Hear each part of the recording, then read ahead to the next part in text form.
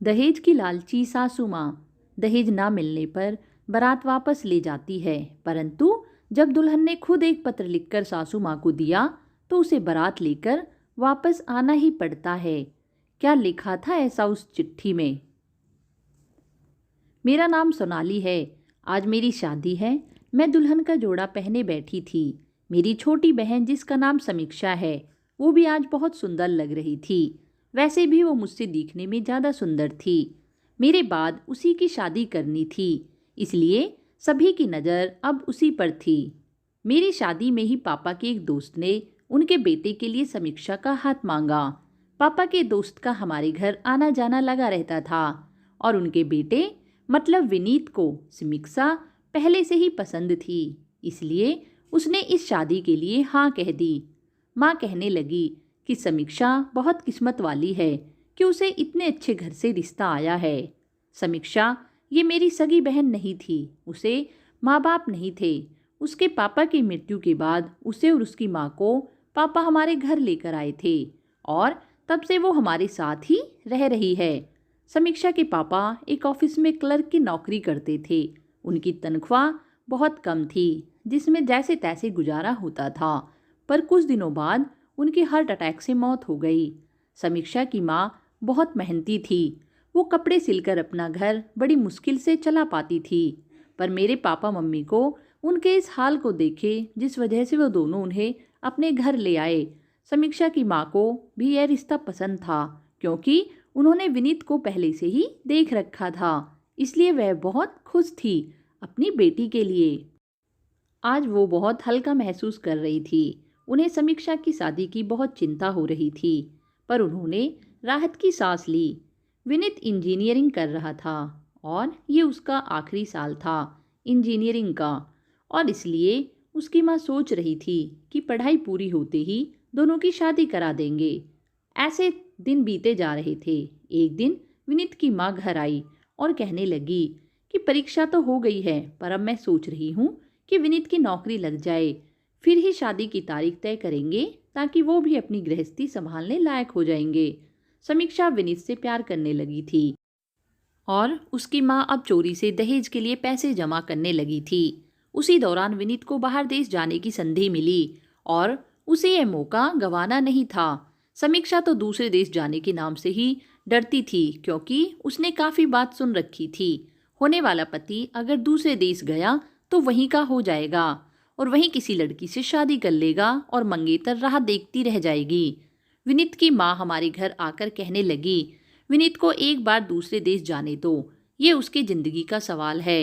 एक ही साल का तो सवाल है, बस एक साल बाद तो वो वापस आ गया तो हम तुरंत दोनों की शादी करा देंगे और तब तक हम सभी को शादी की तैयारियां करने का वक्त भी मिल जाएगा। हम पराये तो है नहीं, हमारे परिवार का ही हिस्सा है। जैसे है तो विश्वास रखने में कोई दिक्कत नहीं होनी चाहिए और एक साल तो देखते ही निकल जाएगा। समीक्षा की माँ ने विनीत की माँ पर विश्वास रखा और विनीत दूसरे दिन दुबई चला गया। इधर समीक्षा विनीत की राह देख रही थी। दुबई गए 1 महीना ही हुआ था और विनीत ने अपने छोटे भाई को भी वहाँ बुला लिया। अब दोनों खूब पैसा कमाने लगे और कमाया हुआ सारा पैसा घर भेज देते थे, जिस वजह से उनकी परिस्थिति बहुत बदल गई थी। कहते हैं ना, इंसान ही पहचान उसकी आर्थिक स्थिति से होती है। अब जब भी विनीत की माँ घर आती तो बहुत डींगे हाँकने लगती, जैसे कि फलाने की लड़की की शादी थी, उन्होंने अपनी बेटी को गाड़ी दी, बंगला दिया। तो कभी कहती थी कि फलाने की लड़की डॉक्टर थी और लड़की के घर वाले ढेर सारा सोना दिया, लड़के की माँ को सोने का हार दिया, उसकी बहनों को सोने के कंगन दिए और मिलने में नाते रिश्तेदारों को महंगे महंगे कपड़े। उनकी बातें सुनकर समीक्षा की माँ को बहुत चिंता लगी रहती थी। वे घबरा सी जाती थी और थोड़ा संकोच भी करती थी उनसे बात करने के लिए, क्योंकि पैसे आते ही लोगों के व्यवहार में एकदम बदलाव आ जाता है। ये उन्हें अब विनीत की माँ को देखकर लगने लगा था, इसलिए वह बेचारी चुपचाप गर्दन नीचे कर उनकी बातें सुनती रहती, बिना कोई जवाब दिए। विनीत की माँ का इस तरीके से बोलना, इसके पीछे की वजह हमें पता चल गई थी।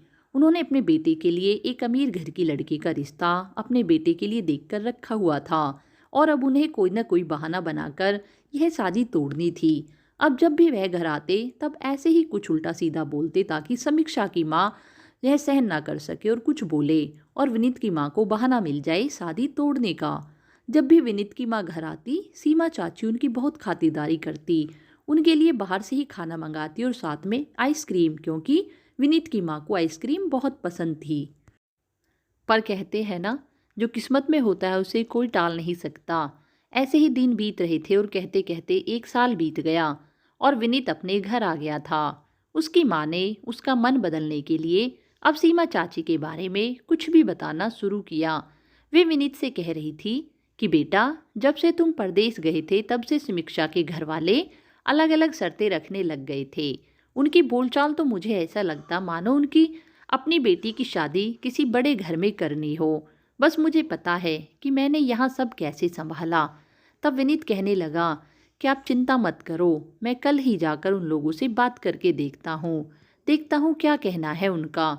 लेकिन विनीत की माँ ने उसे हम लोगों से मिलने ही नहीं दिया और कहने लगी कि अरे नहीं नहीं, तुम क्यों बड़ों के बीच में पड़ते हो। तुम यदि कुछ बोले तो पता नहीं बात कहाँ से कहाँ पहुँच जाए। अगर उनकी कुछ शर्तें हैं तो हम भी कुछ शर्तें रखेंगे ताकि वो बराबर रास्ते पर आ जाएंगे। और अगर उन्हें अपनी बेटी की शादी कहीं और ही करनी है तो पहले इस रिश्ते के लिए हाँ नहीं कहनी थी। अब तो सगाई करके 1 साल का वक्त बीत गया है। अब ये शादी तोड़ना कोई मजाक है क्या। ये सारी बातें सुन विनीत को बहुत बुरा लग रहा था, क्योंकि वो वापस सिर्फ अपना दिया हुआ वादा पूरा करने आया था। वो अपनी समीक्षा को भूला नहीं था। इधर समीक्षा की माँ को घर मालिक ने घर खाली करने के लिए कह दिया। वे बेचारी तो यहाँ रहकर कपड़े सिलकर अपना गुजारा कर रही थी और उधर विनीत की माँ ने पूरा मन बना लिया था कि वह यह शादी नहीं होने देगी। मैं अपने बेटी की शादी किसी अमीर घर में करूँगी ताकि ढेर सारा दहेज मिल सके। पर विनीत इस बात के लिए राजी नहीं था। वह मन ही मन कहती है, मैं भी देखती हूँ कि यह शादी कैसे होती है। विनीत के कहने पर उसकी माँ शादी की तारीख पंडित जी से निकलवाने तो गई, पर आकर सीमा जी से कहने लगी कि हमारा बड़ा बंगला है, इसलिए अब आपको भी विनीत को कुछ अच्छा सा शादी का गिफ्ट देना होगा और मुझे और मेरी बेटी को कोई सोने का तोहफा, वरना हमारे रिश्तेदार कहेंगे कि कैसे लोगों से रिश्ता जोड़ लिया है जो लड़के और उसके घर वालों को अच्छे गिफ्ट तक नहीं दे सकते। बेचारी सीमा चाची कुछ नहीं बोली, चुपचाप बैठी रही। कहती भी क्या, उस बेचारी ने तो 1-1 रुपया जमा किया था अपनी बेटी की शादी के लिए। विनीत की माँ जाने के बाद समीक्षा का भाई कहने लगा, माँ तुम चिंता मत करो, गांव में जो थोड़ी सी जमीन है उसे बेचकर हम समीक्षा की शादी के लिए पैसे का जुगाड़ कर लेंगे। बाद में हम दोनों तो कैसे भी कहीं भी रह लेंगे। जमीन के पैसों से सीमा चाची उन माँ बेटी के लिए हल्की हल्की चूड़ियाँ बनवा ली थी। दूसरी तरफ विनीत की माँ का तो अलग ही प्लान था। विनीत को तो पता भी नहीं होगा कि उसकी माँ का क्या कस्थान कर रही है, बल्कि सभी को यही लग रहा था कि उसकी माँ जो कुछ कर रही है उसमें विनीत भी शामिल है और वो ही माँ को रोज नई नई डिमांड रखने के लिए कहता है। अब समीक्षा को भी विनीत पर गुस्सा आने लगा था कि आखिर वो उनकी गरीबी का क्यों मजाक उड़ा रहा है। विनीत की माँ ने कुछ तो दिमाग में सोच रखा था जो वो शादी वाले दिन अमल में लाने वाली थी। मेहंदी वाले दिन वो कुछ रिश्तेदार को लेकर सीमा चाची के यहाँ आई और उनके हाथ में एक चिट्ठी दी और बोली कि पहले ये पढ़ लो, फिर मेहंदी का कार्यक्रम शुरू करना। सीमा चाची ने चिट्ठी खोलकर देखी तो उसमें एक लिस्ट थी जिसमें गाड़ी, फर्नीचर और एक फ्लैट की मांग रखी थी। सीमा चाची कहने लगी, बहन जी यह सब क्या है? अगर आपको इतना सब कुछ चाहिए था तो पहले ही दिन कह देना था। आज मेरी बेटी की मेहंदी लगने वाली है और आप ये सब, मैं कहाँ से लाऊंगी इतना सब कुछ? अब तो शादी के कार्ड भी बढ़ चुके हैं। क्यों हमारी इज्जत से खिलवाड़ कर रहे हो आप? मैं इतने कम समय में कहाँ से लाऊंगी इतने सारे पैसे? तब विनीत की माँ कहने लगी, हमें पता चला है कि आपके गांव की ज़मीन भी है, उसे ही बेचकर इन सब की व्यवस्था कर दो। तब सीमा चाची कहने लगी, बहन जी गांव की ज़मीन का कुछ हिस्सा बेचकर ही मैंने अपनी बेटी की शादी कर रही हूँ, और अगर बची हुई भी बेच दूँ तो भी मेरी बेटी की शादी करनी है। मेरा बुढ़ापा कैसे कटेगा? सब कुछ तो सोचना है।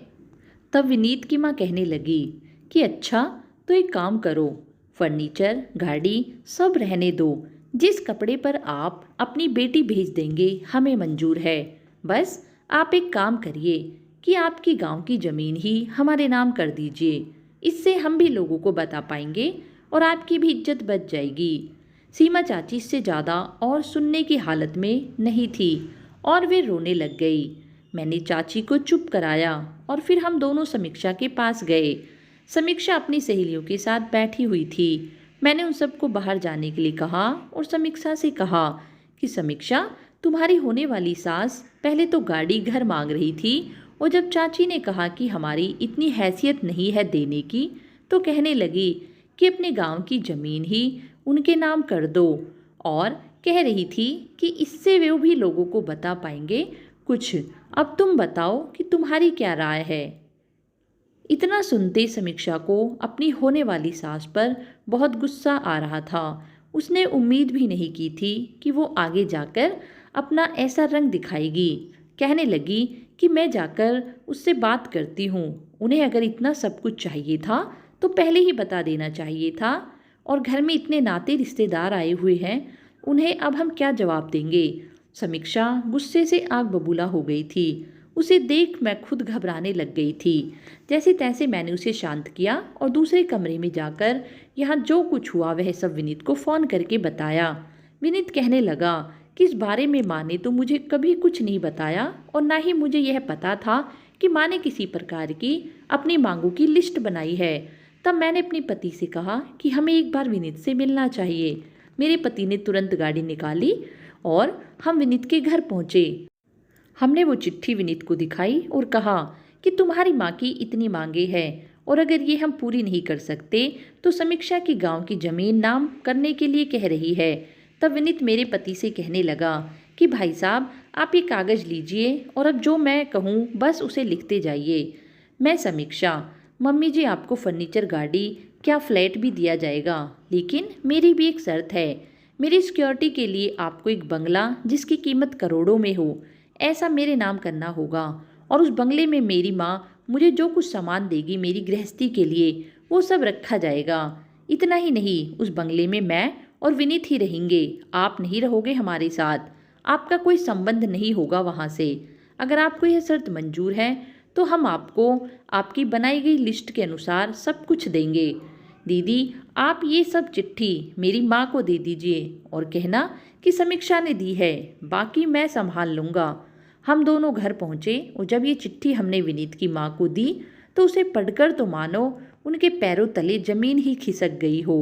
वे जल्दी जल्दी अपने बेटे के पास पहुँची और कहने लगी, ये देखो बेटा, कैसी शर्त रखी है उन लोगों ने, और मैंने तुम्हें पहले ही बताया था कि बड़ी अजीब अजीब मांगे उन लोगों ने रखी थी, पर इस बार तो हद ही हो गई। कोई ज़रूरत नहीं है बेटा उनके सामने झुकने की, बस अब बहुत हो गया। अब मात्र विनीत से रहा नहीं गया और उसने अपनी माँ का हाथ पकड़ा और कहने लगा, माँ, आपने भी तो एक लिस्ट पकड़ाई थी ना उन लोगों को। समीक्षा की बहन और पति यहाँ आए थे और उन्होंने ही बताया था कि आपने जो लिस्ट दी है बस उसी की तैयारी में हम लगे हुए हैं।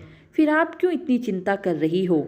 यह सुन उसकी माँ कुछ नहीं बोली। और माँ, अगर वो गरीब होकर भी हमारी इज्जत रखने के लिए इतना सब कुछ कर सकते हैं तो हमारे पास तो किसी चीज़ की कमी नहीं है, तो हम ये बंगला समीक्षा के नाम ही कर सकते हैं ना। ये क्या कहे जा रहे हो तुम विनीत, हमें रास्ते पर लाने की इच्छा है क्या तुम्हारी। तो एक काम करते हैं माँ, ना हम उनसे कुछ लेते हैं और ना हम कुछ उन्हें देते हैं, सीधे साधे तरीके से शादी कर लेते हैं। मुझे तो विनीत शुरू से ही यह रिश्ता पसंद नहीं था। एक काम करते हैं, यह रिश्ता तोड़ देते हैं। एक बार दरवाजे से बारात लौटेगी न तब इनकी अकल ठिकाने पर आएगी। देखती हूँ फिर कैसे अपनी बेटी की शादी कहीं और। माँ, लेकिन मैं ऐसा कुछ होने नहीं दूंगा। उस पर विनीत के पापा ने भी उसका साथ दिया और कहने लगे कि अब बस भी करो सुनीता, तुम किसी की गरीबी और मजबूरी का कितना फ़ायदा उठाओगी। मुझे अब और तमाशा नहीं चाहिए इस घर में, और जब विनीत राजी है तो तुम्हें क्यों इतनी दिक्कत है। पैसा तो आता जाता है, आज है कल नहीं, पर इतनी अच्छी लड़की अपने घर की बहू बन रही है, इससे अच्छा और क्या हो सकता है। 2 दिन बाद विनीत और समीक्षा की शादी हुई। विनीत ने पहले ही वकील को घर पर बुलाकर एक कागजात पर लिखवा लिया था कि अगर विनीत और समीक्षा का तलाक होता है तो समीक्षा को 20 तोले सोना और 1 करोड़ रुपए दिए जाएंगे, और अगर उससे हमारे घर में कोई शारीरिक परेशानी हुई तो उसके जिम्मेदार हम ही होंगे। जब ये बात सुनीता जी को पता चली तो वे विनीत पर बहुत गुस्सा हुई। तब विनीत बोला कि माँ अगर लड़के वाले दहेज देते हैं तो लड़के वालों को कोई दिक्कत नहीं होती, तो अगर हम समीक्षा को सिक्योरिटी के तौर पर कुछ देते हैं तो उसमें हर्ज ही क्या है। इधर हम सब ने पहले ही समीक्षा को सब कुछ साफ साफ बता दिया था और यह भी समझा दिया था कि अपनी ससुराल में सबसे अच्छे से व्यवहार करना है। समीक्षा भी बड़ों के साथ प्यार और आदर के साथ ही व्यवहार करती थी, जिसका परिणाम यह हुआ कि कुछ समय बाद उसकी सास को अपनी गलती का एहसास हुआ और एक दिन समीक्षा को अपने गले लगा लिया और अपने व्यवहार के लिए माफ़ी मांगी। अब दोनों बड़े प्यार से एक दूसरे के साथ रहती है। कहानी से सीख, हमें दहेज न लेना चाहिए और ना ही देना चाहिए, क्योंकि जब एक पिता अपनी बेटी तुम्हें देता है तो वह अपने जीवन का सबसे अनमोल रतन आपको दे देता है और फिर भी आप उससे दहेज की मांग करते हैं। धिक्कार है ऐसे लालची लोगों पर। दोस्तों, मैं तो अपनी सरकार से बस हाथ जोड़कर इतनी सी विनती करती हूँ कि कोई ऐसा कानून बनाया जाए जिसमें ना दहेज लिया जाए और ना ही दहेज दिया जाए। दोस्तों, यदि आप सब मेरी इस बात से सहमत हैं तो मेरे चैनल को अवश्य सब्सक्राइब करें। आप सभी का बहुत बहुत धन्यवाद जो आपने अपना कीमती समय हमें दिया।